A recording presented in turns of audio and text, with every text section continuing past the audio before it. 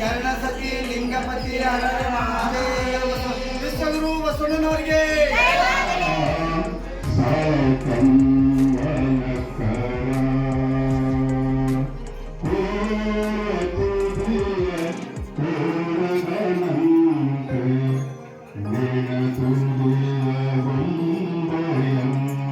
ಪಾದಯಾತ್ರೆ ಮೂಲಕನೇ ಸಾವಿರಾರು ಜನ ಬಸವ ಕಲ್ಯಾಣಕ್ಕೆ ಆಗಮಿಸಿದರು. ಆಗ ಬಸ್ಸು ಯಾವುದೇ ವ್ಯವಸ್ಥೆ ಇರಲಿಲ್ಲ. ಅಕ್ಕ ಮಹಾದೇವಿ ಉಡುಪಿಯಿಂದ 600-700 ಕಿಲೋಮೀಟರ್ ಪಾದಯಾತ್ರೆ ಮೂಲಕ ಬಸವ ಕಲ್ಯಾಣ ಜನಗಳು ಪಾದಯಾತ್ರೆ ಮಾಡಿಕೊಂಡು ಬಸವ ಕಲ್ಯಾಣಕ್ಕೆ ಬಂದರು.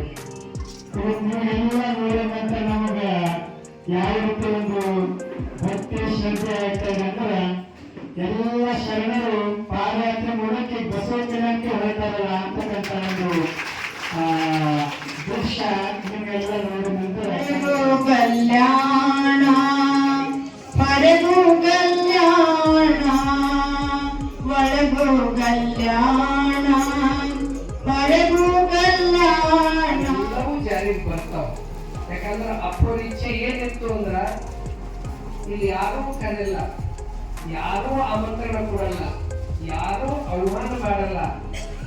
ಆದ್ರೆ ಎಲ್ಲೆಲ್ಲೋ ಪಾದಯಾತ್ರೆ ಹೋಗ್ತಾರ.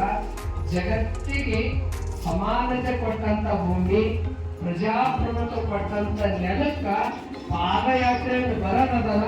ಇದು ಯಾವುದೋ ಜನ್ಮದ ಭಾಗ್ಯ ಅದ ಎಲ್ಲರೂ. ಆ ಜಾಗದ ಮಹಿಮಾ ಬಹಳ ಪೂರ್ತಿ ಮಾಡ್ತಕ್ಕಂಥ ನೆಲನೇ ಅದು ಅನುಭವ ಮಂಟಪದ ಅಂತ ಶಕ್ತಿನೇ ಅದ್ರಾಗದ.